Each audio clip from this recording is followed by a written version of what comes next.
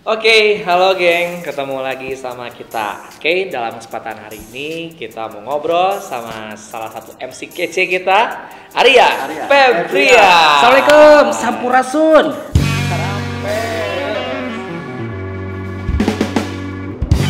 Gimana? Untung tadi nggak dibilang ngobrol cantik bersama MC cantik, untung ya.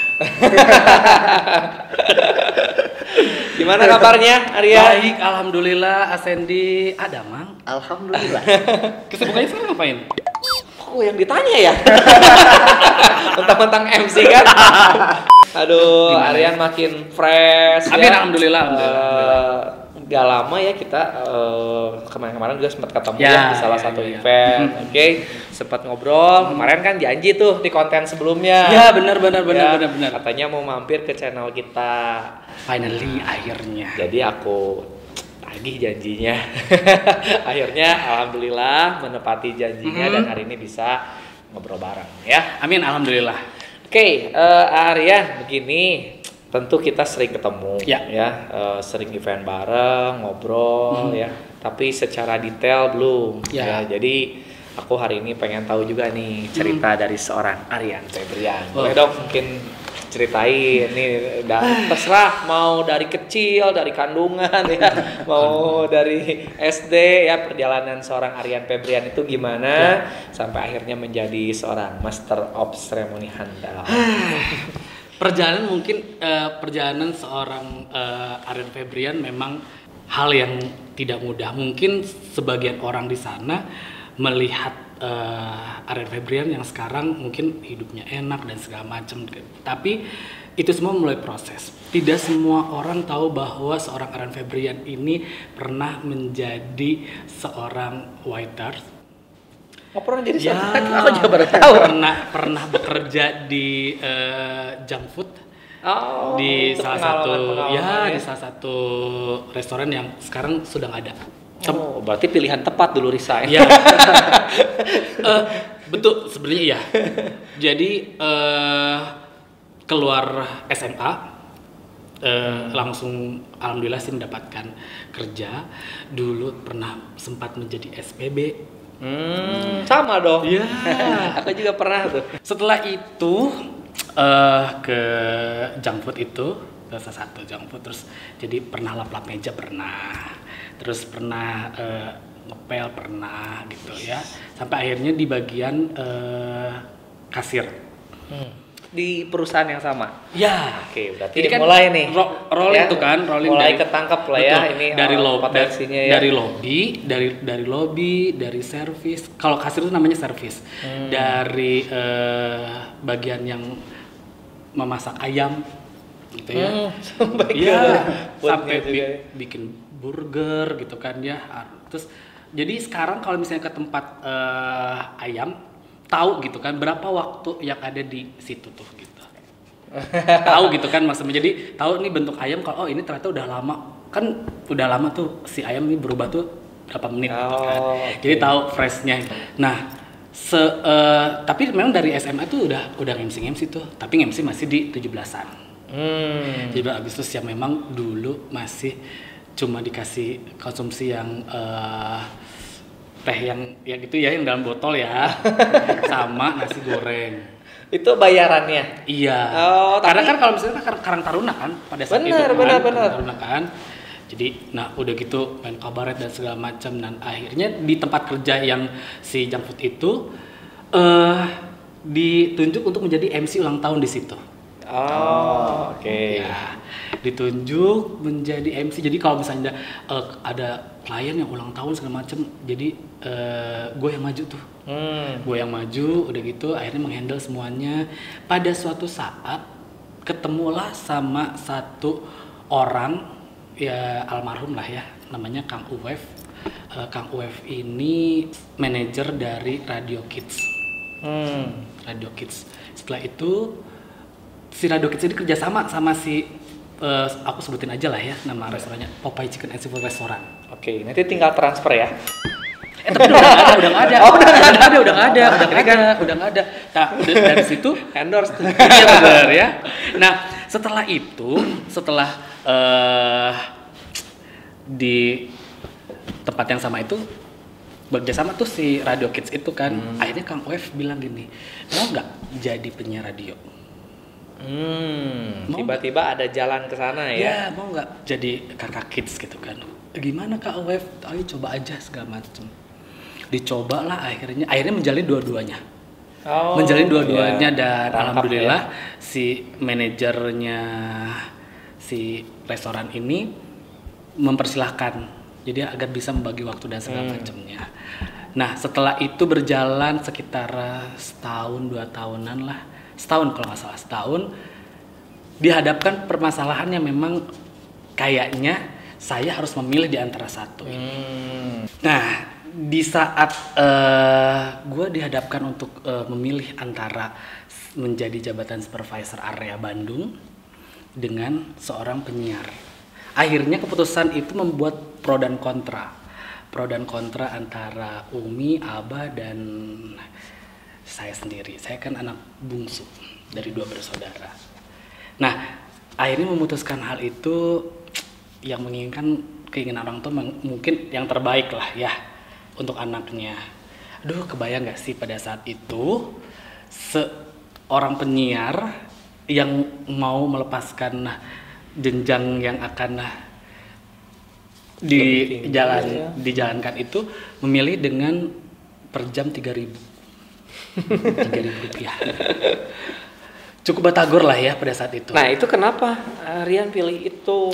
Kan berarti dari sisi finansial kan lebih menjanjikan lah, lebih aman lah ya kalau misalnya pilih yang di tempat kerja sebelumnya. Tapi ini Pak malah milih penyiar. Sebetulnya profesi penyiar itu keren sih menurut aku ya. Tapi dari sisi finance ya itu kan kurang. Kenapa akhirnya memilih sebagai penyiar yang pada saat itu dibayar 3.000 rupiah per jam? Karena keyakinan dan passion. Larinya adalah ke passion. Atau mungkin bisa menerawang. Iya, ya. Ini kalau dilanjutin nggak benar nih, ini ngisinya. Ya, karena awalnya memang lebih senang ke entertain ya. Mungkin ada dari kakek juga kan, beliau MC juga. Nah, setelah itu akhirnya memutuskan bismillahirrahmanirrahim, akhirnya menjadi seorang penyiar yang 3.000 per jam, yang memang pada saat itu penyiar memang lagi digandrungin gitu kan ya, kakak kids gitu kan, karena memang pada saat itu lagu anak-anak lagi memang booming di tahun itu, pada masa itu. Dengan berjalannya waktu 2 tahun di radio anak-anak, akhirnya mencoba untuk ke radio selanjutnya. Gitu. Jadi memang berawal dari penyiar. Seorang Aryan Febrian adalah berawal dari seorang penyiar sebelum menjadi MC. MC wedding ya, sebelum MC wedding. Sebelum MC wedding, MC event dulu kan. Nah, jadi sebenarnya kalau untuk ngomongin perjalanan ini memang panjang sekali gitu kan, yang harus lewatin dari akhirnya bisa main sinetron, bisa main layar lebar gitu kan ya, dan menjadi host musik di salah satu TV nasional. Memang banyak banget perjalanannya. Nah, pada akhirnya di masa 2 tahun di radio anak-anak, pindahlah ke radio dangdut. Goyang gitu ya. belum kegoyang nih. Masih radionya masih di Jalan Anyar. Di Jalan Anyar itu Radio Sinta. Radio Sinta. Nah, di Radio Sinta itu berjalan, Radio Sinta juga masuk nggak begitu masuk langsung gitu kan, itu mempunyai harus training dulu dan segala macam. Akhirnya cabut aja ya. Nah, di situ itu naik tuh dari 3.000 menjadi 7.500. Wih, sudah lebih dari 2 kali lipatnya tuh. Ya, 7.500. Karena pada saat itu saya bilang pada bos di Sinta, berapa di sana dibayarnya? Saya dibayarnya 6.000 per jam. Padahal kan cuma 3.000 ya. Terus dia bilang, ya udah sok pindah ke sini. Kita kasih per jamnya 7.500 untuk pertama. Gitu kan. Akhirnya mau tuh. Ya udah berjalan lah gitu kan. Di situ ketemulah sama senior-senior yang sangat luar biasa. Di antaranya ada Teh Mita. Oh iya. Mita Imuruya. Iya. Ada Sony Bebek. Dan juga Tengku Oleng. Disitulah mulai digembleng tuh, diajak MC dan segala macem sama Temita, apa sama Kang Sony Bebek dan segala macam. Pada saat itu mah event banyak banget ya. Banyak banget. Jadi emang bener loh. Jadi tadi kalau kita lihat ya, Aryan sempat bilang Agustusan yang awal. Itu zaman-zaman band dulu kan. Banyak banget Agustusan musik-musik. pasti Karang Taruna. Memang bener berjalan lagi lagu-lagu anak. Ya. Itu lagi hits-hitsnya. Ya, kalau sekarang anak-anak taunya TikTok Betul. lagunya. Lagu-lagu anak itu udah mulai ya berkurang. Ya kalau sekarang ya nggak menyalahkan juga sih ya, karena mungkin pada zamannya waktu itu sama yang sekarang memang berbeda.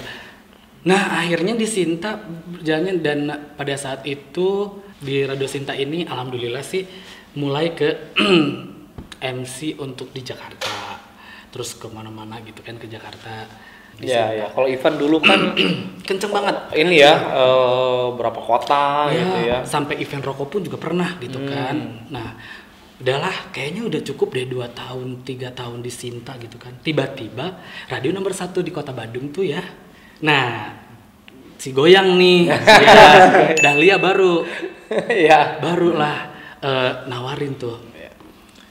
Ada yang sangat berjasa pada saat itu ditawarin adalah Teh Andri, Bang Reza sama Teh Alma.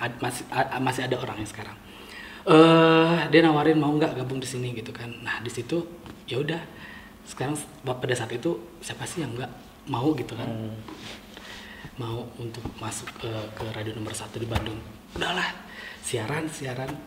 Ya udah mau gitu kan. Nah dari situ baru 3 bulan. Itu tuh udah nama Rian Dahlia tuh udah edan lah ya. Namanya Rian Dahlia. Sampai sekarang pun masih terkenal orang ngomongnya Rian Dahlia. Karena kalau gitu kan. radio ini menurut aku sih cukup ini ya, kuat. Ya. Kenapa? Kalau sepintas sih orang, siapa orang yang dengerin radio. Betul. Tapi jangan lupa kalau lagi di jalan.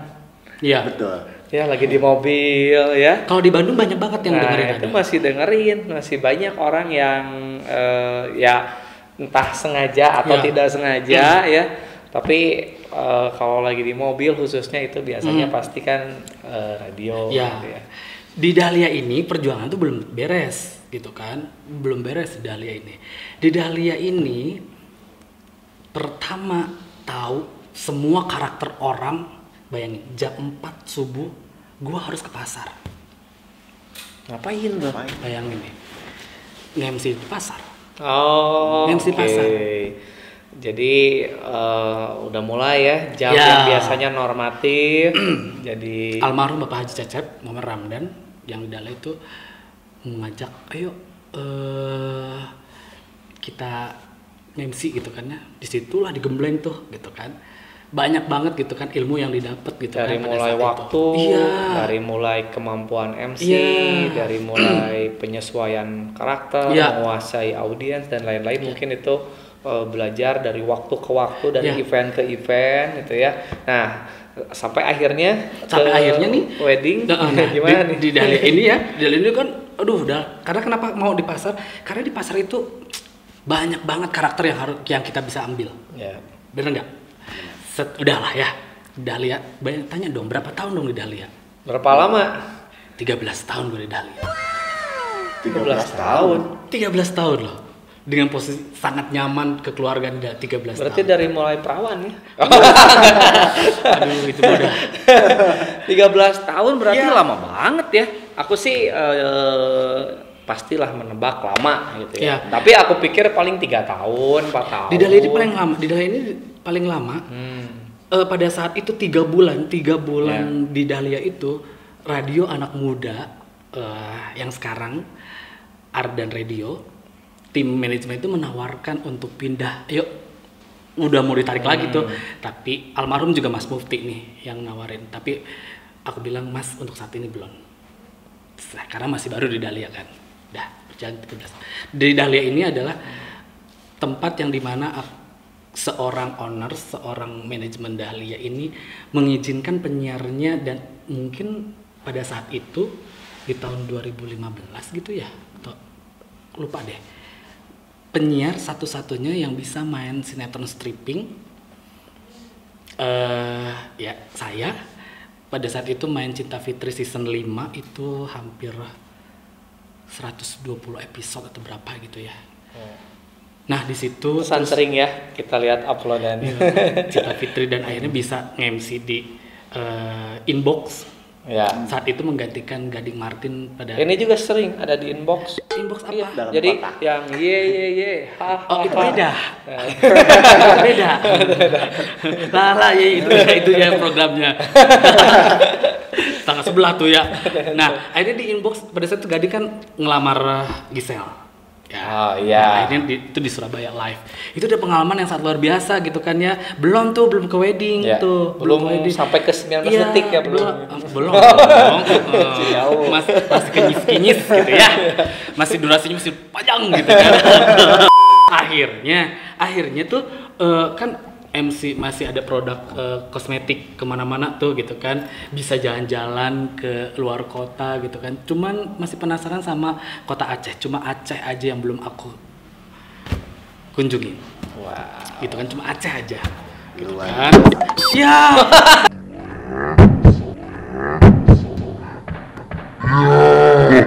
Jatuh. Aduh, Nggak apa-apa pengen lah ya. Heeh. Ya ampun, kuat banget tuh ya jambu. Pada saat itu tahun berapa gitu ya? Nah baru nih masuk nih. Nggak apa-apa, namanya juga buah-buahan. Kalau pada wedding itu dulu diajakin sama Kang Rama. Oh iya. Kang Rama Klik ya? Kang Rama Klik. Ya boleh dibilang dialah orang yang meyakinkan gua untuk ke wedding. Ya. Tapi sebelum ke wedding itu ya, gua tuh sering nanya-nanya sama siapa? Sama sahabat gua Bagus Au. Oh iya. Kemarin juga sempat. Ya, Bagus Ini Au lah ada- orang yang pertama memberikan meminjamkan base cup-nya. Tapi kan Aryan kan sering MC juga, berarti kostum ada atau belum pede? Pada saat itu atau kan gimana? pada saat itu kan memang kostum kan memang Beda antara ya? wedding dan event beda. Oh iya, benar. Lebih casual Lebih gitu casual. kan ya. Sebelum dinyatakan oleh seorang Owners Eleven ini MC Kece ini sebelum itulah ya. Jadi gua pernah dikasih pinjam sama Bagus Au loh. Masih ada nggak ya di Instagram ya? Itu nah akhirnya seorang Rama memang yang menurut gua berjasa banget Memberikan ruang Iya. dan ini ya di pameran-pameran motivasi gitu juga kan ya. ya, pameran-pameran terus udah gitu akhirnya bisa dikenal sama semua orang, bisa dikenal sama semua WO dan alhamdulillah WO sekarang maksudnya WO yang dulu pun menggembleng saya tuh luar biasa gitu loh. Nah, kalau aku lihat Aryan Febrian saat ini ya, nah ini sebenarnya agak kebalik nih kalau tadinya dengar ceritanya kayak gitu. Bajunya tuh banyak banget. Ya. Cukup fashionable banget ya, aku lihat ganti-ganti, beda-beda ya. Nanti aku kasih lihat ya di video ya gambar-gambarnya. Nah itu apakah itu juga yang memotivasi? Jadi sekarang malah sebaliknya ya, sangat ini ya detail, concern banget juga masalah untuk passion ini ya. Iya. Sekarang kalau udah ngomongin passionnya seorang MC wedding itu memang garilis ke arah resep ya. Harus ya mungkin lebih dari situ ya. Maksudnya orang ngelihat pertama kali adalah dari penampilan kita. Menjadi bagian penting ya. Ya. Pada saat lo meeting apa semacam, klien pasti akan ngeliat kita. Jadi bukan hanya pada saat acara ya. Setuju sih. Pada saat Acara, karena ada juga masih ada vendor yang meeting, santai lah meeting mah, pakai celana pendek, pakai sendal gitu ya. Nah, sedangkan kita kan mau menjadi bagian dari momen bahagia pengantin yang satu kali gitu ya seumur hidup dia. Sebetulnya lebih ke jangan sampai ada keraguan nantinya ya, memicu malah jadi ini tidak meyakinkan gitu ya sebetulnya ya. Kan lebih ke pada saat kita ketemu sama keluarga pada technical meeting dan segala macam itu lebih ke aduh enaknya dilihatnya meeting juga gitu ya. Nanti pasti pembawaan pada saat itunya juga jadi meyakinkan pada saat pertemuan pertama kali gitu kan ya, gimana aja kan lu ketemu sama cewek sok nggak wah gelis gitu kan ya. Pertama kan gitu kan. Setelah itu kan apakah dia bawa badan atau apa kan kita nggak tahu ya. Bener nggak? Lanjut atau enggak kita nggak tahu ya, bener nggak? Gitu. Tapi kan? minimal awal, Ya. apalagi ditunjang misalnya Ya. tiba-tiba komunikasinya enak, Betul. attitude-nya bagus ya. Nah itu akan menjadi nilai jual ya untuk lebih meyakinkan pengantin gitu ya, terhadap pilihannya. Sandy, terus kamu juga kemarin belum tahu ya kan? Setelah dari Bagus AU dikasih pinjem, gue ke Cibadak loh. Cibadak Mall. Gue beli blazer. Oh berarti second? Iya. Dulu tuh 50.000 Oh iya, atasnya doang. Tuh celananya gimana? Aduh, ya sempet lah ya. Dulu yang udahlah sedih ya kalau misalnya kita flashback ke belakang. Tapi kita harus mensyukuri itu semua karena itu bagian proses buat Ya, kita. seperti tangga ya, Iya, untuk mencapai gitu. lebih tinggi. Karena orang juga kalau tiba-tiba blek ke atas nanti ke bawah nggak siap ya. Ya, Tapi kalau kita mengikuti anak tangganya, turun sedikit kita udah tahu cara jalan ke atas lagi gitu ya. intinya apa yang didapat sekarang, apalagi sekarang banyak sekali MC baru sekarang yang memang udah punten sombong tipayun gitu. Ya maksudnya ya gede hulu gitu maksudnya. Nanti aku tag ya orang-orangnya di video. Ada di antara teman-teman WO mungkin ya, sekarang yang udah pernah sekali bareng sama Eleven tiba-tiba dia bikin WO gimana ya kan banyak ya gitu kan. Sekarang pun kan WO pun bisa jadi MC sekarang gitu kan. Nah baju itu memang perlu banget menunjang karena kita harus lebih banyak melihat dan memperhatikan orang. Mungkin ada jadi pembeda, tapi perlu digarisbawahi apa yang kita punya. Kalau udah kita share ke media sosial itu jadi milik semua orang. Ya. Bener nggak? Ya. Mau warnanya apa segala macam itu udah jadi semua milik orang. Berarti orang itu adalah maksudnya terpacu kayaknya bagus deh warna ini. Cuma modelnya kan itu adalah satu improvisasi kalau menurut gua pribadi gitu kan ya. Jadi sah-sah aja kalau misalnya ada yang ngikutin apa segala macam, enggak aja karena kan kita udah share ke media. Ya. Udah milik orang. Terus kan walaupun followers lah ya atau misalnya ada yang meniru juga biasanya tidak akan sama banget ya sama yang originalnya gitu ya. Tapi kalau untuk si baju sendiri itu ada target nggak sih? Misalnya kalau misalnya kita udah berapa event mau beli gitu ya, atau emang kalau lagi pengen aja beli, atau tergantung ada kebutuhannya aja baru beli itu, atau kayak gimana biasanya? Kalau itu saya lebih ke kebutuhan. Kebutuhan.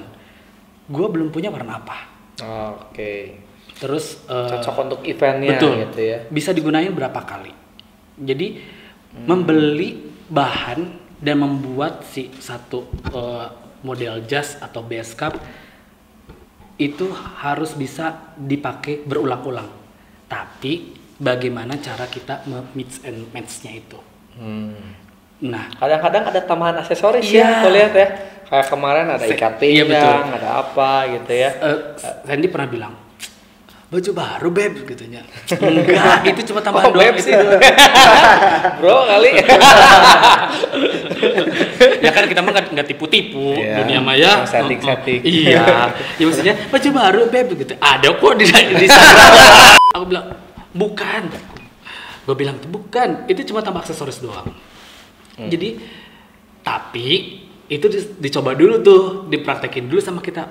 Pantes tuh sih diurang gitu. Karena improvisasi itu kan ada yang menjadi nilai lebih atau sebaliknya ya. Kalau tidak pas ya, harus hati-hati juga ya. Betul. Nah itu tadi kalau masalah baju itu ada sesuai kebutuhan. Sesuai kebutuhan dan ini bisa dipakai berapa kali gitu. Nggak harus setiap nikahan kita harus ganti, nggak kok. Oke, nah sekarang kan itu kayaknya udah dari kapan mungkin bikin. Nah pertanyaan aku itu biasanya kemana ya? Dikoleksi aja atau gimana biasanya kalau udah bener-bener banyak lemari penuh gitu? Ada sih yang memang udah banyak dan memang kepake mungkin badanku dulu tak segini gitu kan ya, sekarang kan ya udah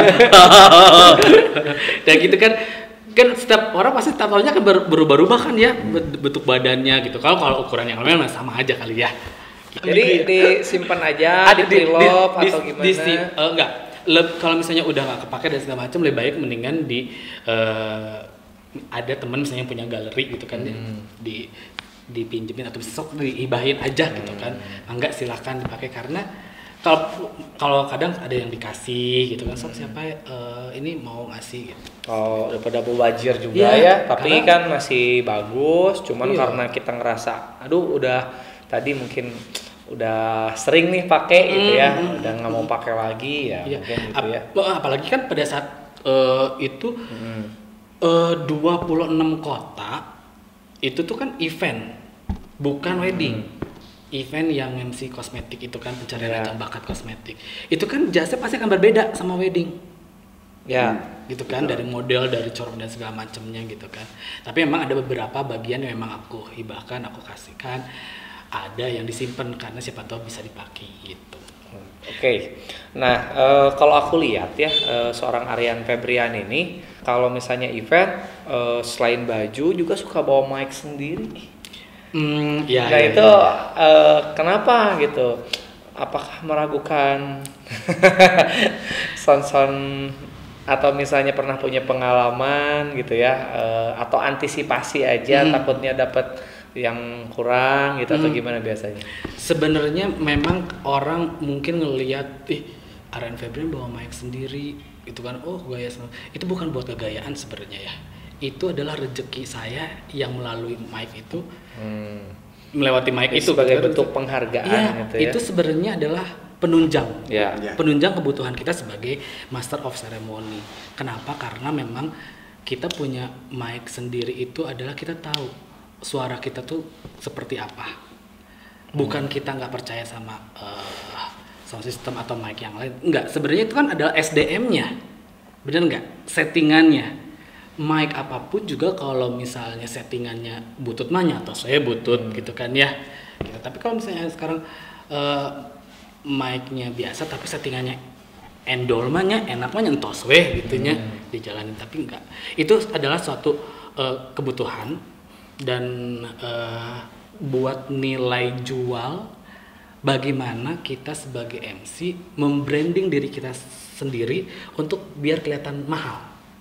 Apakah mahal dalam artian bukan itu mahal segala macam, enggak, coba tanya dulu aja deh berapa gitu ya, pokoknya tanya dulu deh gitu, jangan langsung itu mah mahal gitu, tanya dulu. Tapi kalau aku lihat ya si mic-nya juga warnanya tuh tidak umum banget ya. Iya. Kan kalau secara umum mic silver atau black ya atau hitam gitu ya. Tapi kalau Aryan ini tuh kadang hijau, kadang merah, ya lebih color gitu ya. Nah itu apakah sebagai salah satu biar kelihatan beda atau gimana? Salah satunya beda dan kenapa warna hijau, karena saya suka warna hijau. Coba buktiin, buka hijau. Enggak dong. Jadi ada kolor hijau. Kemudian gini ya, ini aku sih memang ngobrol berdasarkan yang aku lihat pada saat kita sering bareng juga. Asisten. Ya, jadi pada saat event kalau aku lihat Aryan ini datang tidak tunggal, tidak sendiri. Organ kali tunggal. Ya, jadi sering sama asisten. Lebih sering biasanya aku lihat sampai 2 orang ya. Nah itu lebih dari 1. Sebetulnya peranan mereka tuh seperti apa sih untuk seorang Aryan Febrian? Asisten. Kalau aku sih tidak pernah membilang, ya kalau misalnya gue tuh tidak pernah membilang dia asisten. Karena asisten itu tuh lebih ke menyiapkan ke semuanya. Tapi beliau-beliau ini adalah orang-orang yang hebat sekali, makanya saya memberi nama adalah personal assistant.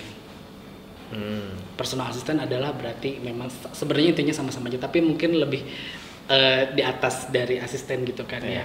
Nah, peranannya adalah mereka membantu saya dalam hal pekerjaan, dari mulai menyiapkan backsound.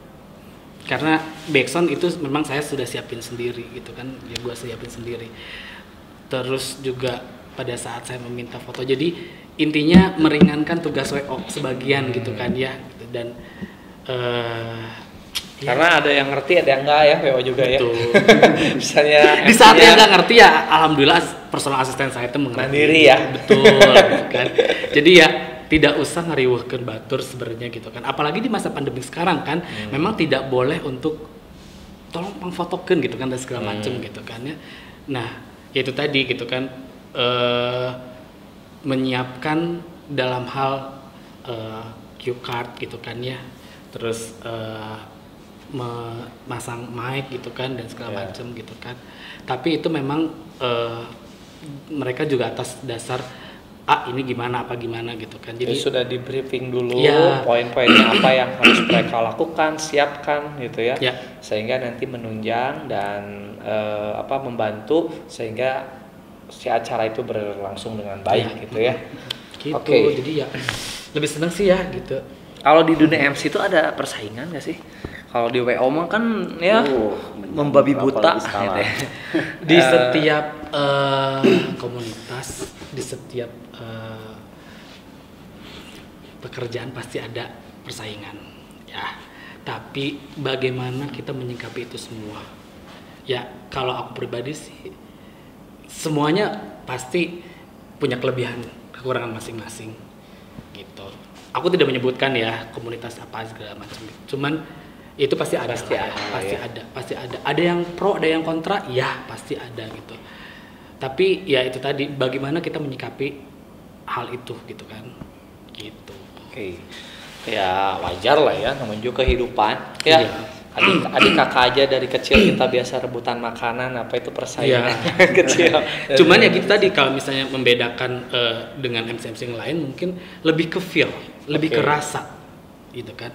Jadi persaingan itu pasti ada ya.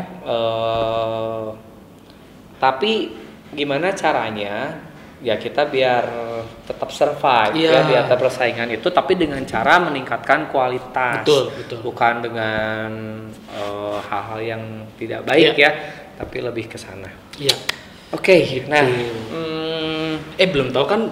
belum pernah tahu kan gua seorang Aryan Febrian tuh pernah pesantren. Oh iya.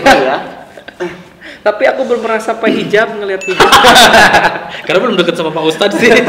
Jadi dulu pesantren ya? Iya, pesantren. Jadi pesantren tuh sampai jadi pesantren itu dari sanawiyah itu SMP. Kalau itu sanawiyah tuh SMP.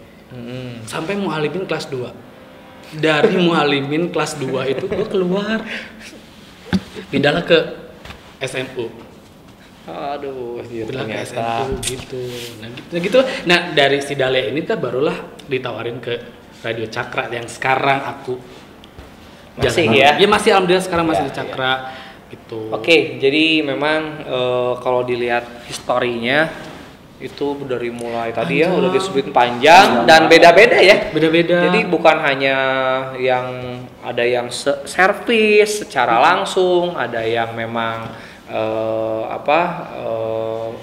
ke lapangan ya, ada juga yang sempat hampir di belakang layar juga ya pernah, dan lain-lain, sampai akhirnya pengalaman itu dikombine ya sehingga menjadi faktor yang bisa menjadikan seorang Aryan Febrian. Tapi ada satu lagi orang yang benar-benar memberikan gua ilmu. Gua pernah lo nge-WO-in. Pernah nge-WO-in. Oh, pernah nge-WO jadi tim WO. Pernah. Sebelum saking gua pengen yang MC tuh jadi belajarnya salah satu metodenya jadi tim WO. Nah, ini dia nih ya. Metode apa yang seorang Aryan Febrian jalanin sebelum menjadi MC wedding gitu kan ya. Aduh, orang itu luar biasa lah. Ada yang namanya Mbak Vivi. Vivi Novidia. Emang beliau ini ya, trainer juga ya. Seorang Vivi Novidia ini memberikan kesempatan buat gue untuk belajar, tapi dia bilang coba dulu lu nge-WO, ikut bareng sama gue. Akhirnya gue ikut sama Mbak Vivi. Kertas yang beliau kasih itu masih ada di gue sampai sekarang dan gue pakai. Nggak dibikin buat gorengan nggak? Enggak dong. Oh deket loh rumahnya di situ. Dia deket loh, pada situ tinggal turun loh. Ya jadi itu salah satu histori kenangan. Jadi diinget terus. Mungkin emang beberapa hal itu ya ada barang ataupun itu buat orang lain tuh kayak nggak ada artinya. Iya. Tapi karena kita ngerti historinya itu benar-benar kita jaga dan sampai saat ini seorang Aryan Febrian pun itu tetap simpan itu ya. Oke. Jadi banyak juga ya. Jadi yang berkontribusi banyak orang yang sangat berjasa dalam hidup Aryan Febrian, termasuk anda semuanya ini tuh luar biasa. Tanpa kalian saya tidak bisa menyicil apa-apa. Tapi dari hasil sinetron itu, Cinta Fitri itu, alhamdulillah kan bisa beli rumah di sini. Gitu. Iya. Makanya gini ya, kalau kita tuh emang seneng banget bahas histori, apalagi kita melihat orang itu tuh sudah ada pencapaian, ya. Dari kalau kita lihat Aryan ini dari dulu, dari mulai waiters ya dan lain-lain sampai akhirnya sedikit-sedikit ya punya kendaraan, sedikit-sedikit beli rumah. Ya, kalau rumah kan hasil dari sinetron tuh ya. Kalau mobil ini hasil dari usaha cilok sama tutut gua. Oh, ada juga. Iya. Jadi masuk ke Gue minum dulu boleh ya? Gua aja sekalian. Nggak, pernyataannya itu tidak diduga ya. Cilok, tutut, Iya. ayah. Jadi sempat KTP gue ditahan sama satpol, pernah. Karena jualan di Ponorogo. Jadi, tapi artinya perjuangan itu tidak membohongi ya. Ya. Pasti ada hasil ya. Jadi segala gitu ya, segala nu penting mah kita tahu itu punya nilai jual ya, itu ini akhirnya ya dijalanin, alhamdulillah ya, jadi bisa dapat achievement tertentu gitu ya. Nah ini juga teman-teman aku sedikit aja ya sharing. Intinya kesuksesan itu tidak bisa dilihat kasat mata menurut aku ya. Jadi kadang-kadang ada loh seperti tim WO aja ya. Ada WO yang eventnya tuh gede terus ya, waduh gedung-gedungnya besar gitu ya. Tapi aku lihat ya kadang-kadang ya udahlah cuman event di luaran ya udah biasa aja gitu ya. Tapi ada banyak WO dia tuh kadang-kadang gedungnya kecil di tempat-tempat yang biasa aja, tapi aku lihat dia punya dekorasi, punya galeri, punya aset yang cukup banyak gitu ya. Dan menurut aku kan kesuksesan itu ya aset ya. Gitu kan. Jadi kadang-kadang aku juga ngelihat oh iya ya, jadi ukuran parameter event kesuksesan itu tidak bisa diukur hanya dari besarnya event. Dan aku juga ngalamin sendiri, aku pernah nge-hire event 500 juta, operasionalnya 495 juta. Dapatnya 5 juta. Tapi aku pernah juga dapat job yang 60 juta.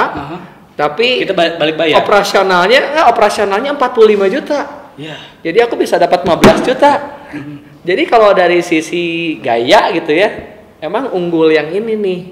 Tapi kalau dari sisi bisnis sebetulnya lebih besar yang kecil. Artinya tidak bisa semua event itu dilihat dari besar kecilnya event secara bisnis. Termasuk tadi yang Aryan juga bisnisnya makanan gitu ya. Kalau dibandingkan dengan wedding, dengan MC, sinetron mungkin itu kayak jauh gitu ya.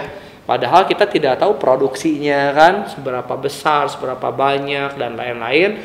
Bahkan ternyata sudah bisa menghasilkan ya. Alhamdulillah. Ya alhamdulillah lah masukin ke salah satu resto lah ya. Nah, itu kan. Gitu kan ya. Ya buat nambah-nambah lah, apalagi di masa pandemi sekarang ya. Tapi itu udah jalan dari mulai sebelum pandemi ya. Udah. Nah makanya itu persiapan teman-teman ya. Jujur ya, seperti industri wedding di masa pandemi kan menurun ya. Tapi memang harus banyak kantongnya ya. Jadi no problem gitu ya, masih ada yang ini gitu ya. Kalau misalnya kita satu bocor ya selesai gitu kan ya. makanya kenapa ya apalagi gua ya Sen, maksudnya yang dari SMP SMA lah itu tuh udah nggak minta uang ke orang tua misalnya. Palingan aku sih sama umi aku yang di sekolah tuh jualan kue donat gitu loh, gitu kan, untuk nambah-nambah itu gitu. Dari dulu udah mulai iya, udah gitu ya? Jualan, jadi memang ya udah donatnya bolong tapi tengahnya. ada yang nggak bolong kan? Donat apa itu namanya, peyem bol ya? Iya kan, peyem bol ya gitu ya, ya kan itu jualan gitulah, ya gitulah SMA gitu. Jadi ya boleh dibilang perih ya. Itu keren tuh. Jadi kalau misalnya sekarang ada yang jualan lagi sekolah tuh, kalau misalnya lagi nge-MC di sekolah gitu ada yang jualan tuh inget kita gitu kan ya. Gitu. Jadi banyak hal yang memang pernah dilalui oleh seorang Aryan Febrian sampai sekarang ini gitu kan. Jadi apa ya? Hidup seorang tulang punggung itu tuh tidak gampang gitu. Yang tiap bulan kita harus memutar otak, harus bayar ini segala macem gitu kan. Dibanding orang yang sekarang orang yang masih minta uang ke orang tua gitu kan, yang bisa liburan kemana segala macem gitu, tapi masih memikirkan bayar ini gitu kan ya, gitu sih. Ya kita juga sering ya kayak gitu ya, maksudnya sering ngobrol kalau di internal gitu ya. Oh ada yang jadi tulang punggung, ada yang jadi ya inilah ya berperan penting di keluarga. Kadang-kadang kita sering bikin konsep bareng, udah pokoknya kita ini tidak boleh sakit. Ya, itu nomor 1. Kita ini tidak boleh mengeluh. Kita ini tidak boleh sedih. Benar nggak sih? Benar. Itu kita sering. Pokoknya kalau udah sedih, kalau udah sakit itu mah takdirnya. Tapi minimal kita punya mindset seperti itu untuk memotivasi kita. Ya, supaya kita tetap survive dan kita bisa mencapai cita-cita kita gitu ya, sedikit demi sedikit gitu ya. Sehingga nanti pada akhirnya apa yang bahkan kadang-kadang kelihatan gak mungkin bisa ya gitu ya. Nah, disitulah kita merasa satu demi satu achievement kita itu dapat gitu ya. Nah, oke. Target dari seorang Aryan Febrian nih ke depan, apa ada yang masih ini? Targetnya, lu pengen tahu? Saya pengen menikah. Siap. Banyak banget. WO-nya sudah ada, gedungnya sudah ada, musiknya sudah ada. Tinggal ini betina loh. Kali gua sama ini. Terus lu kenapa sekali senyum? Benar sih ya, pokoknya kita selalu support. Amin. Kalian ya. Iya sih, udah punya rumah, udah punya kendaraan ya. Pasti Umi udah pengen. Ya paling kan karena bungsu kan ya. Iya. Bungsu. Benar. Udah bungsu tahun berganti tahun terus. Kalau sudah jadi keluarga kan kita udah jadi satu ya. Terus udah nggak usah mikirin lagi ini cocok nggak cocok. Kalau udah jadi satu mah cocok nggak cocok cocokin. Makan pengen ya kayak Bapak Eleven ini ya, satu cocok bikin ini usaha segala macam. Sampai bentar lagi nanti catering sama dekor di sama Eleven nih. Sedikit Pak nih. Punya satu pisang, jadi 2 pisang, punya apel, punya jeruk. Ya. Jadi yang ngaruja. Ya. Aminin aja. Amin. Ya. Targetnya Sandy apa nih sekarang? Nanti di konten kedua ya. Jangan-jangan gua nih lah ya. Aku mau banyak banget targetnya kalau disebutin. Tapi tetap masih muda terus ya gitu kan ya. Banyak konsep, banyak apa tuh, tapi luar biasa ya. Ya karena masih muda. Pasti muda terus. Kalau udah tua pasti tua terus. Oke, terakhir nih. Kok terakhir sih? Kan nanti biar ada yang request pengen sesi 2. Iya. Ya. Part 2 ya, nanti udah part 2, part 3 ya. Mungkin kayak tersanjung kali ya. Dari Aryan ada yang mau disampaikan nggak ke teman-teman semua? Dalam hal apa nih, MC? Apapun, pokoknya terserah. Ya. Buat teman-teman dimanapun berada, mungkin next lagi lihat tayangan ini, jadilah diri sendiri dan selalu memotivasi diri sendiri dan selalu berpikir positif, selalu bahagia, itu mah harus. Pokoknya jadi diri sendiri yang terbaik. Dan jangan lupa untuk selalu berdoa, selalu untuk menjalankan sholat 5 waktu, dan kamu harus bahagia, itu aja. Oke. Terima kasih ya sudah mampir ke channelnya Eleven ya, sudah ngobrol-ngobrol barengan sama saya ya. Terima kasih banget. Jangan kapok loh. Sudah meluangkan waktunya, nggak kapok dong ya.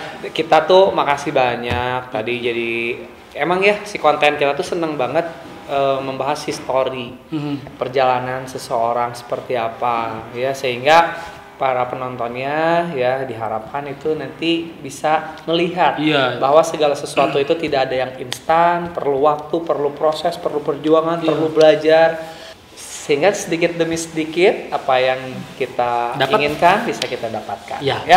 Ingat rezeki udah ada yang ngatur, Allah udah ngotak-ngotakin rezeki kita. Setuju. Gitu. Thank you. Jangan takut. Hatur nuhun ya. Hatur nuhun. Pokoknya mah maaf banget loh.